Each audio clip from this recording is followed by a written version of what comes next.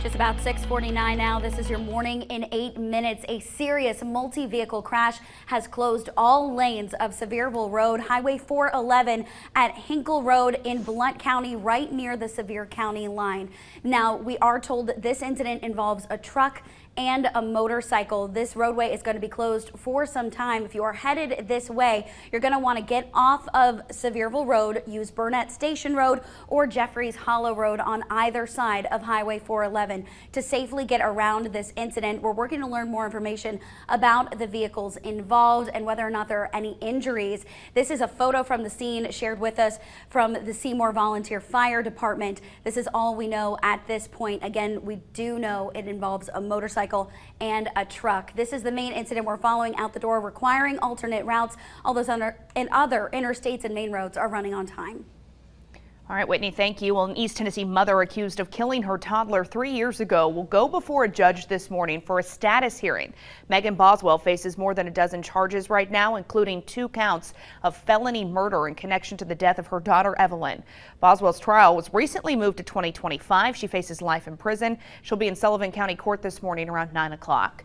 And right now, both sides of the aisle are responding following Governor Bill Lee's proposed order of protection law. He's urging lawmakers to pass his current proposal before the legislative session ends this month. It says law enforcement officers and agencies can petition for a temporary mental health order of protection for anyone who's threatening violence against others or themselves. If the petition is issued, that person will have to give up any firearms and ammunitions in their possession. The order of protection lasts up to 180 days. It's similar to a red flag law that more than a dozen other states have on the books right now. House Democrats are responding, saying they appreciate the governor engaging on the important issue, but that it's a watered-down bill. They say the bill focuses more on getting votes than protecting children, while Republicans say any red flag law is a non-starter for House Republicans. They say they want to prevent dangerous people from hurting others while preserving Second Amendment rights. They say they've always been open to working with Governor Lee on measures that fit within that framework. We're following new details this morning. An East Tennessee lawmaker resigned after being accused of sexually harassing at least one intern in his department. Scotty Campbell from the Johnson City area served as the vice chair of the House Republican caucus. An internal report and investigation sent to House Speaker Cameron Sexton last month found that he violated workplace harassment policies with the intern. Campbell turned in his letter of resignation last night. A bill that would speed up the testing of rape kits here in Tennessee will not pass this legislative session. It would have given the TBI more than $5 million in funding to test rape kits within 30 days of receiving them. Right now, it can take up to 9 months, creating a backlog. The TBI says while the bill is dead, they hope Governor Lee's budget will help meet that threshold without a bill.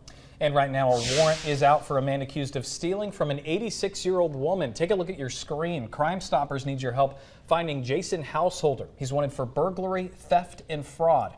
Officials say this happened on April 13th in the parking lot of the Walmart on Chapman Highway. If you know anything, please call police. And after not seeing patients for 3 years, the Jellicoe Community Hospital is now partially open. It's much needed for neighbors in the area who have been driving nearly an hour away to get care. Hospital staff confirm the emergency room is open along with lab and radiology facilities on a very limited basis. The original facility closed its doors in March of 2020 after the original owner, Renova Healthcare, fell behind on paying employees. Ambulance services were diverted away from the hospital several times. The hospital is now looking to hire more employees and prepare to fully open this summer. UT officials, along with former head football coach Jeremy Pruitt, are now waiting on a decision from the NCAA following 2 days worth of hearings this week. The hearings examined Pruitt's and the school's involvement in a cheating scandal that happened during his time as head coach of the Vols. A decision is expected sometime in June. Right now, attorneys for Alec Baldwin say New Mexico prosecutors are dropping the involuntary manslaughter charge against him. The prop gun he was using on the movie set Rust went off with a loaded bullet inside, killing a cinematographer and hurting the movie's director. A special prosecutor says it is possible the dismissal of charges may be only temporary, pending further investigation. President Joe Biden is expected to announce his re-election campaign soon. A video announcement about another White House bid could be released as soon as Tuesday. On the Republican side, former President Donald Trump appears to be the favorite right now to challenge Biden for the White House. Some good news about jobs here in Tennessee. The latest report from the Labor Department shows the unemployment rate dropped in March.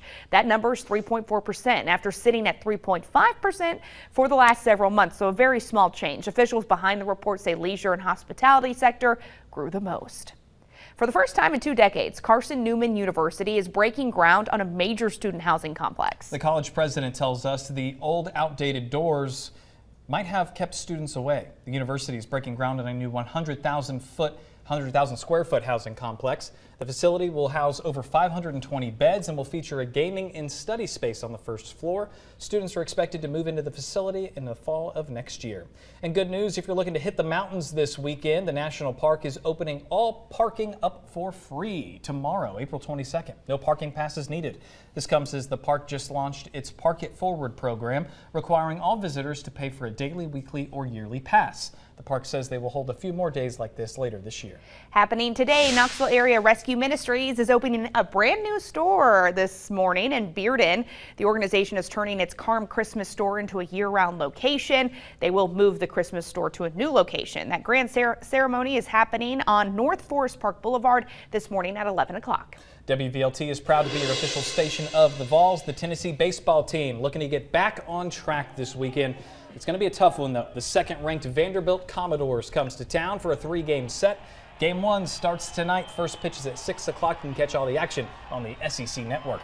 And just to skip down the road, the Tennessee Lady Vols softball team gets a weekend series going at home against the Florida Gators. The series starts tomorrow at Sherry Parker Lee Stadium. First pitch is set for tomorrow afternoon at 4 o'clock. Your First Alert Forecast with Chief Meteorologist Heather Haley. 6:55 now as we talk more about that cold front on the way. Again, we got a couple of showers that move in today. Then we have that main line tonight, but then we have a couple more showers and storms that contribute to this total rain forecast where you live. Look at this band of about a 1/2 inch to 3/4 of an inch coming up through parts of the south to central valley. You can see that spike up in parts of the mountains. So we still get that range of about 1/3 of an inch to, well, about 3/4. Seeing some of that 1/2 to 3/4 right here on the plateau. Then got about 1/4 of an inch here into far southeastern Kentucky, up along the Tennessee-Kentucky line, but there's another one of those spikes up to about a 1/2 an inch and a little bit more, reaching up into northeast Tennessee and again along the tops of the Smokies. So most of this does come through tonight to the early morning hours. Right now, all we have is some scattered clouds moving by, or good range in low 50s to low 60s as these clouds move in and slow down our cooling. So we'll continue to watch that cloud cover move in though today. Leave us still at 82 with breezy conditions and that spotty pop-up rain for your Friday. Main line tonight to early morning tomorrow, and look at those 60s persisting for the rest of the First Alert 8-day planner. So we've got the latest track of that cold front coming up on the CW. All right, Heather, thank you. And obviously, Highway 411 still closed this morning, isn't it? That is closed right around Hinkle Road and the Blunt Sevier County line. You will need to use an alternate route. We're going to track this on the CW.